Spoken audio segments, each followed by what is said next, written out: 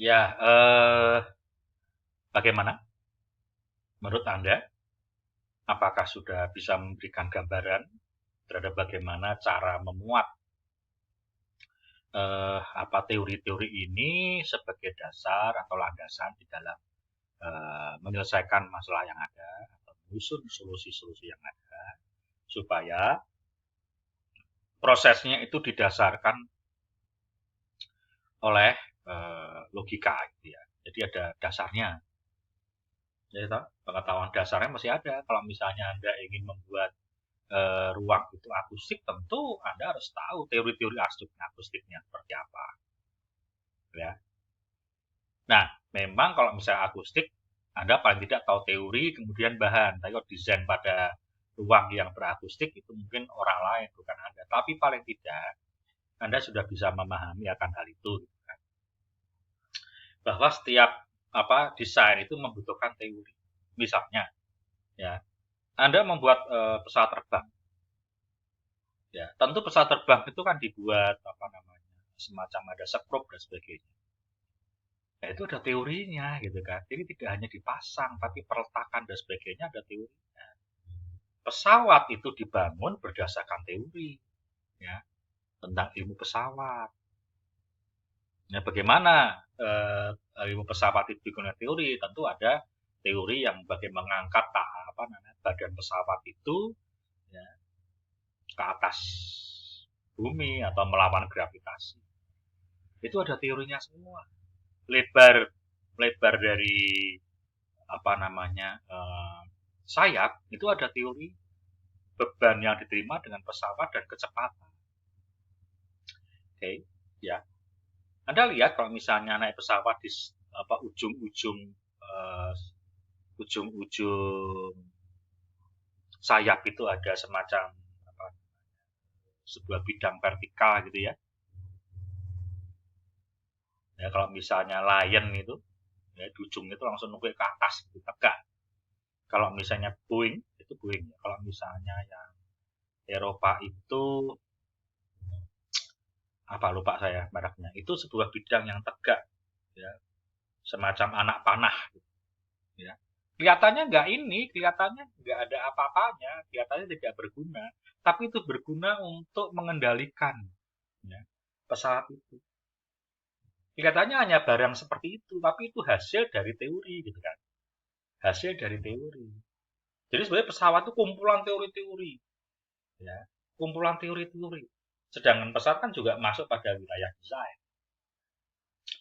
Ya masuk pada wilayah desain itu teori semakin kecepatan semakin melebihi 1 Mach atau kecepatan suara teorinya semakin lebih harus mendalam gitu kan.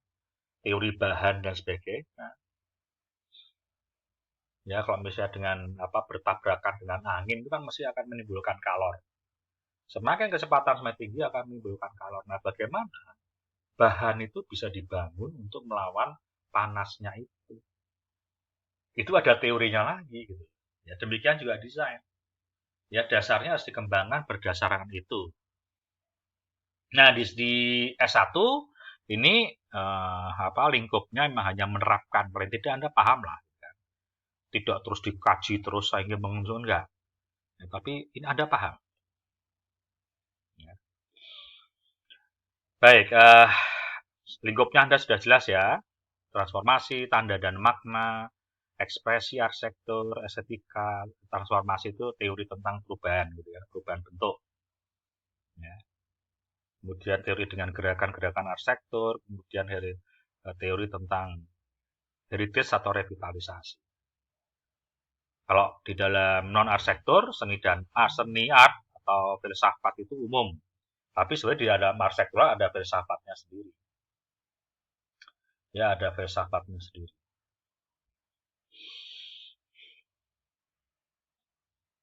Ya, jadi kira-kira bagaimana sampai di sini? Kalau sampai sini sudah paham, akan saya lanjutkan berikutnya. Nah, prinsip di dalam di dalam hubungan antara masalah dan teori. Ini saya perbaiki sedikit lagi. Ya, kajian teori, tapi teori saja. Gitu.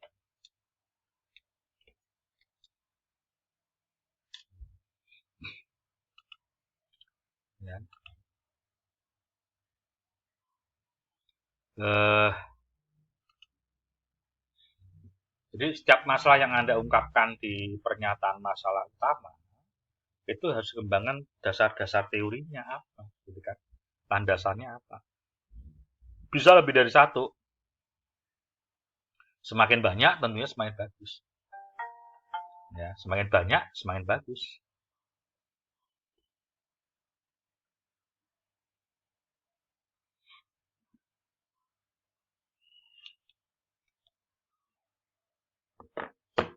Ya, ini prinsipnya. Ya, prinsip dalam menyusun teori itu selalu dari masalah masalah desainnya kan gitu ya. Ini saya perbaiki lagi sebelumnya. Ini masalah utama ya. Ya, masalah utama perancang.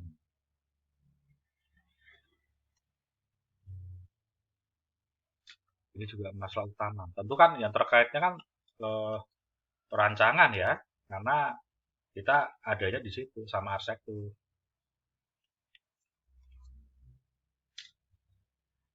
Kenapa dibikin perancangan? Karena memang tujuan dari masalah ini bukan terkait dengan penelitian, tapi terkait dengan apa? Terkait dengan perancangan itu sendiri. Nanti diharapkan bahwa masalah-masalah utama yang diungkapkan itu langsung bisa berhubungan atau terkait dengan desain. Itu tidak terlalu jauh. Kalau berjalan arsitektur kan nanti terlalu terlalu mendalam ya. Oke, ini ya.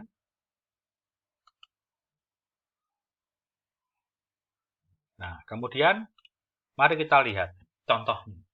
Misalnya begini. Ya, misalnya masalah utamanya begini.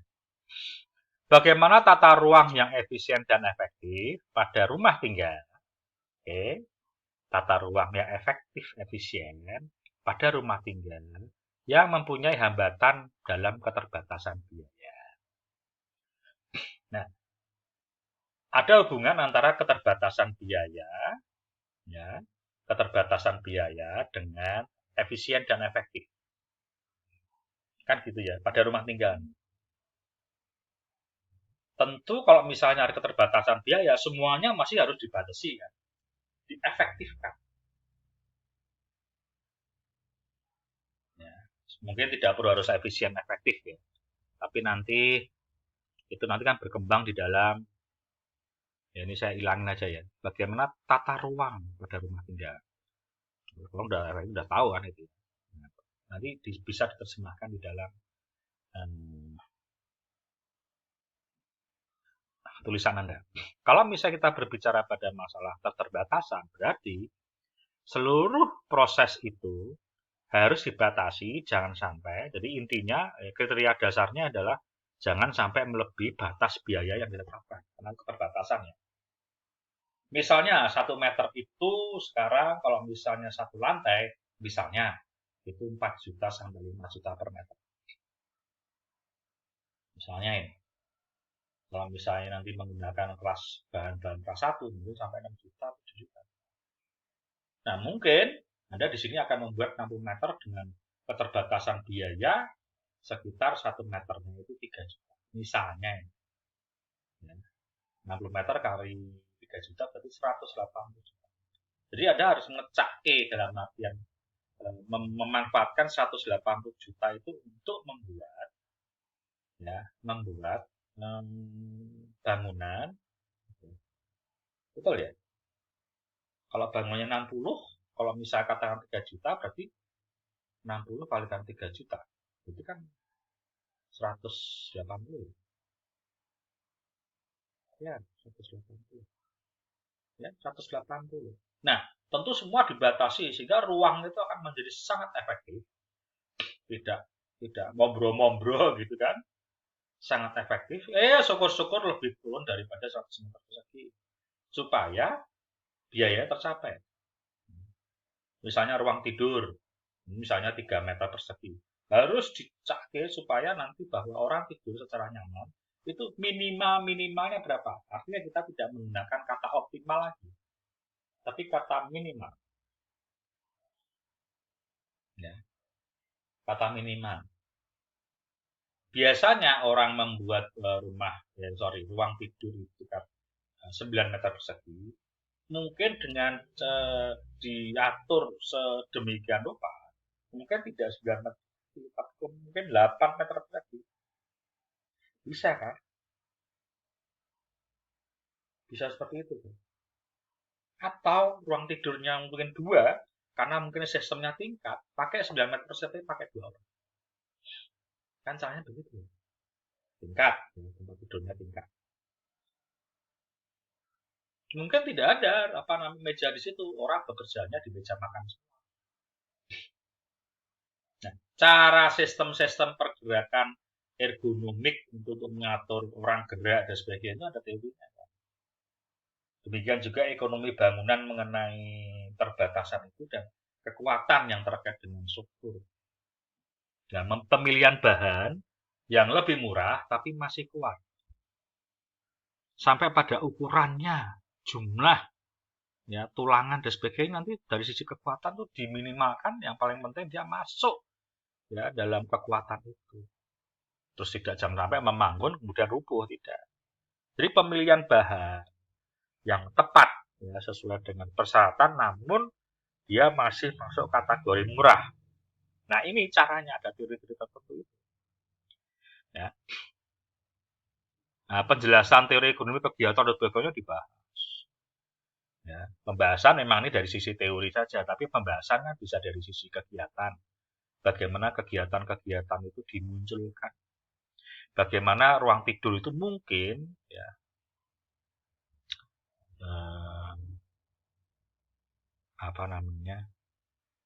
mungkin tidak ada ruang tidur, mungkin tidurnya belak-belakan gitu ya, di mana tidurnya terserah. Mungkin loh, ini mungkin. Ya itu kan dari sisi konsep ya, tapi dari sisi teori kan terkait dengan ergonomik kan. Ergonomik kan dimensi ya. Dimensi untuk melihat bagaimana perilaku atau kegiatan seseorang itu cukup, ruang itu mewadai sebuah kegiatan secara cukup. Mungkin mandi tidak 2 meter kali 2 meter atau 1,5 kali 2 meter, tapi 1,2 kalikan 2 meter. Kan begitu ya. Orang mandi itu kan tidak 60, mungkin 120. 120 gitu, nanti mandinya Anda bersatu-satu dengan klosetnya. Dengan sistem pancuran dan sebagainya dibuat sangat efektif ergonomiknya, sehingga memang dimensi akan menjadi lebih kecil, namun tidak melanggar prinsip-prinsip kenyamanan. Tidak melanggar prinsip-prinsip kenyamanan. Ini teorinya ya, tapi kalau misalnya Anda bahas ya tentu dari aktivitas yang diharapkan, terus bagaimana konsep ruang yang dikembangkan. Ya, jadi di dalam landasan konsep itu harus jelas. Ruang itu nanti seperti apa yang terkait dengan masalah. Tapi nanti di materi berikutnya. Ya, jadi tentang bagaimana masalah utama rumah tinggal dengan keterbatasan ya, saya kira Anda sudah paham ya. Kemudian ada contoh lain yang berbicara masalah bentuk bangunan. Ya, pusat perdagangan, ini kayak mall lah gitu, kayak mall. Tapi pada lingkungan bangunan heritage, teori apa yang digunakan untuk itu? Yaitu tentu teori-teori yang terkait dengan keheritagean atau warisan atau pusaka. Yaitu teori tentang bangunan bersejarah itu seperti apa. Ya. Terus teori tentang konservasi itu seperti apa. Yang pertama itu bangunan bersejarah itu memperlihatkan bangunan ini mempunyai daya tarik yang dimana ya sehingga itu dapat lestarikannya itu di mana, apakah di tampak, apakah di dinding-dinding dalam, ataukah di atap, ataukah di mana, itu jelas teorinya ya. Karena ini akan dimasuki fungsi-fungsi baru ya, bangunan lama ini ya, daripada nganggur, daripada mangkrak, tidak hancur sendiri, maka disusunlah revitalisasi, teori revitalisasi dengan fungsi-fungsi yang baru tanpa melanggar konsep-konsep bangunan bersejarah, tanpa melanggar konservasi dari bangunan tersebut. Ya. Nah, teori komposisi